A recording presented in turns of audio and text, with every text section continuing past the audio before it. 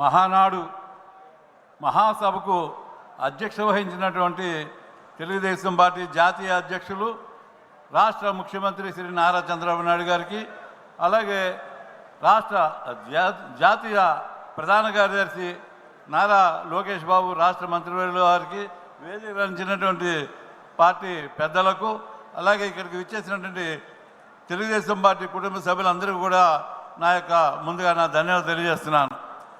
Telugu Desam party వార్షిక ఆర్థిక నివేదిక 2024-2025 31/3/2025 నాటికి ముగిసిన సంవత్సరానికి గాను తెలుగుదేశం పార్టీ యొక్క సంక్షిప్త ఆర్థిక వివరాలు ఈ క్రింది తెలిపిన విధంగా ఉన్నాయి.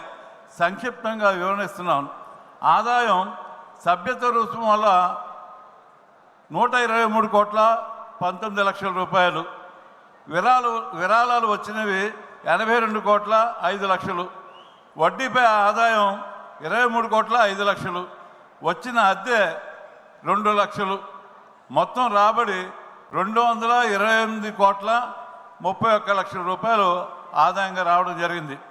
అలాగే ఖర్చులు, ప్రచార నిమిత్తం అయిన ఖర్చు 30,73,00,000. ఆఫీసు అద్దె చెల్లించింది 14 లక్షలు. ఆఫీసు ఖర్చుల కింద 7,99,00,000. తరుగుదల 4,39,00,000. ఉద్యోగస్తుల జీతభత్యాల కింద 71 లక్షలు.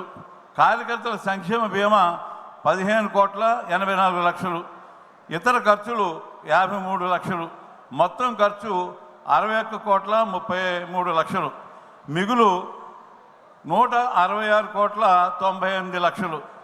వార్షిక సంవత్సరం 2025కు గాను కార్యకర్తల సంక్షేమ బీమా, కార్యకర్తల కోసం మరి ప్రతి కార్యకర్తకి ఇన్సూరెన్స్ బీమాకి నిమిత్తం బీమా చెల్లింపుకు 48,09,00,000 రూపాయలు చెల్లించడం జరిగింది. అలాగే పైన తెలిపిన ప్రకారం మార్చి 2025 సంవత్సరానికి 166,98,00,000 మిగులుతో లెక్కలు ముగింపు చేయడమైంది. 31/3/25 నాటికి పార్టీ యొక్క జనరల్ ఫండ్ విలువ 469.42 లక్షల కోట్లుగా ఉంది.